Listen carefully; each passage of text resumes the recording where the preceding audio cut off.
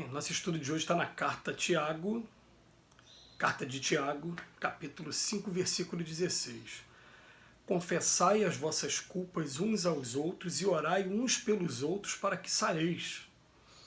E Emmanuel vem comentar na lição 157 do livro Vinho de Luz, o remédio salutar. A doença sempre constitui fantasma temível no campo humano, qual se a carne fosse tocada de maldição. Entretanto, podemos afiançar que o número de enfermidades essencialmente orgânicas sem interferências psíquicas é positivamente diminuto. A maioria das moléstias procede da alma, das profundezas do ser. Não nos reportando a imensa caudal de provas expiatórias que invade inúmeras existências em suas expressões fisiológicas, referimos-nos tão somente às moléstias que surgem de inesperado com raízes no coração. Quantas enfermidades pomposamente batizadas pela ciência médica não passam de estados vibratórios da mente em desequilíbrio? Qualquer desarmonia interior atacará naturalmente o organismo em sua zona vulnerável. Um experimentar-lhe-á os efeitos no fígado, outro nos rins e ainda outro no próprio sangue. Em tese, todas as manifestações mórbidas se reduzem a desequilíbrio esse cuja causa repousa no mundo mental. O grande apóstolo do cristianismo nascente foi médico sábio quando aconselhou a aproximação recíproca e assistência mútua como remédios salutares. O ofensor que revela as próprias culpas ante o ofendido lança fora detritos psíquicos, aliviando o plano interno. Quando oramos uns pelos outros, nossas mentes se unem no círculo da intercessão espiritual e, embora não se verifique o registro imediato em nossa consciência comum, há conversações silenciosas pelo sem-fio do pensamento. A cura jamais chegará sem o reajustamento íntimo necessário e quem deseja melhoras positivas na senda da elevação aplica o conselho de Tiago. Nele possuímos remédio salutar para que saremos na qualidade de enfermos encarnados e desencarnados. Que material excelente para análise. Primeiro ele parte de um comentário que está na carta de Tiago. Confessai as vossas culpas uns aos outros e orai uns pelos outros para que sareis. Né? Então, vem mostrando para a gente como é salutar você aprender a falar sobre seus problemas, aprender a desabafar os seus problemas com algum amigo ou com algumas pessoas. Enquanto a gente não aprende a conversar, a colocar para fora, a gente vai guardando aquilo no interior e aquilo vai somatizando de alguma maneira, trazendo daqui a pouco a compensação em alguma parte do nosso corpo.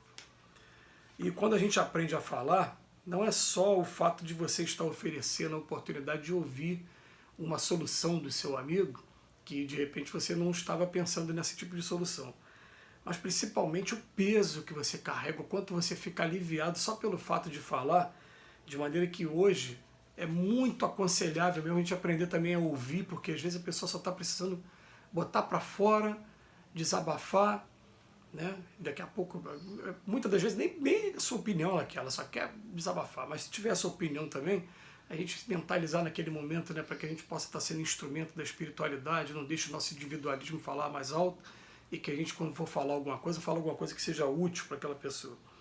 Mas sem dúvida nenhuma, pelo menos aqui no meu caso pessoal, quando eu parei para conseguir desabafar os meus problemas, os problemas eles deixaram de ser aquele bicho-papão todo e começaram a me ajudar bastante. O simples fato de você falar, né? Ele fala que o ofensor que revela as próprias culpas ante o ofendido lança fora detritos psíquicos aliviando o plano interno. Olha que frase maravilhosa. E logo em seguida ele vem falar do orai uns pelos outros também. É uma coisa que a gente vem de um tempo para cá desenvolvendo essa disciplina com relação aos trabalhos que acontecem na casa espírita.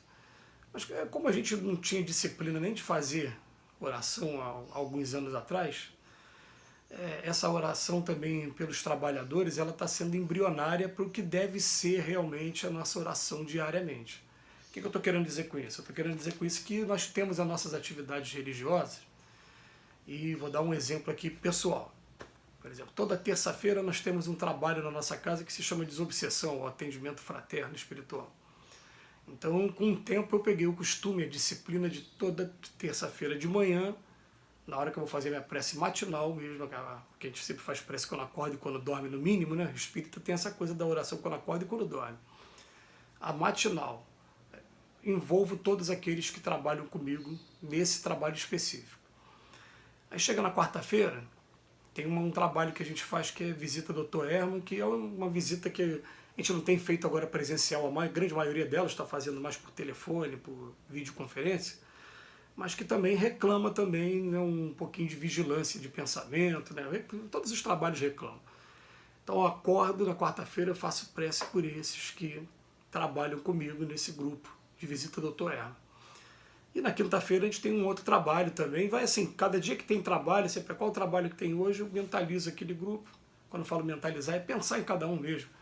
Inclusive a gente até orienta que seja feito um trabalho com mais tempo.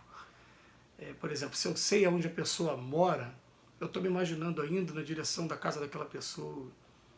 E não estou indo sozinho, estou indo com alguns amigos aí do plano espiritual. Estou pedindo para que a casa dela seja abençoada, para que a família seja abençoada. Estou envolvendo, é bom a gente se permitir um pouquinho de tempo a mais para fazer esse trabalho. E conforme a gente vai fazendo isso, depois a gente vai vendo o resultado, conforme, né, vocês forem experimentando também, né? Mas eu estou falando que é embrionário por quê? Porque é embrionário porque o ideal é que a gente faça todo dia, quem são os mais próximos minha família. Então eu envolvo minha família na oração. Outros que são mais próximos, meu ciclo de trabalho profissional. Então eu envolvo aqueles que estão no meu trabalho profissional. E vou confessar para vocês que isso está vindo por intuição agora, mas não é uma disciplina que eu tenho ainda, eu não tenho costume de fazer isso. Por isso que a intuição vem, a gente está aqui, ó, fazendo, é embrionário mesmo. Então ele vem chamar a atenção, em primeiro lugar, né? Você confiar nos amigos, eleger um ciclo ali de amizade mais íntima, que você possa ter essa liberdade de estar desabafando seus problemas e pedindo suas opiniões, e ao mesmo tempo orar uns pelos outros, respeitar a dificuldade que a pessoa traz. Isso é essencial, respeitar as dificuldades da pessoa. A gente, coincidência ou não, estava pouco tempo agora, poucos minutos atrás, em um curso em que a gente estava tratando desse tema. Eu falei que, em primeiro lugar, quando vou tratar da coletividade, eu tenho que cuidar de não ser tão rigoroso nos meus julgamentos, aprender a respeitar ao máximo o nosso companheiro que está trabalhando junto com a gente e parar de olhar o cisco no olho dos outros, entendendo que tem uma trave no nosso, como diz Jesus no Evangelho. Mas isso em primeiro lugar. Em segundo lugar, eu vou começar a colocar as preocupações comigo mesmo, com a minha reforma íntima, identificar aquilo que está desafinado com o Evangelho de Jesus e procurar afinar esse instrumento que nós somos aqui. Mas a lição de hoje, ela começa, né, com o Emmanuel, depois de pegar essa passagem de Tiago, ele vem falar para a doença, na verdade, a grande maioria das doenças procedem da alma. Então vale a pena a gente, a partir de hoje, nas nossas orações, falar assim: Senhor, me ajuda a curar primeiro a minha alma, que depois que eu tiver com a minha alma curada, o meu corpo vai responder segundo o que minha alma estiver extravasando. Ele vem falar aqui, ó, quantas enfermidades pomposamente batizadas pela ciência médica não passam de estados vibratórios da mente em desequilíbrio, né? E eu me lembro de um livro da Joana de Ângeles maravilhoso, que ele vem pegar assim, cada coisa que a gente alimenta, o medo, se eu alimentar o medo, qual é a doença que ela vai desenvolver, a ansiedade, o que, que ela vai desenvolver, a agressividade, o que, que ela vai desenvolver, o ciúme, o que, que vai desenvolver.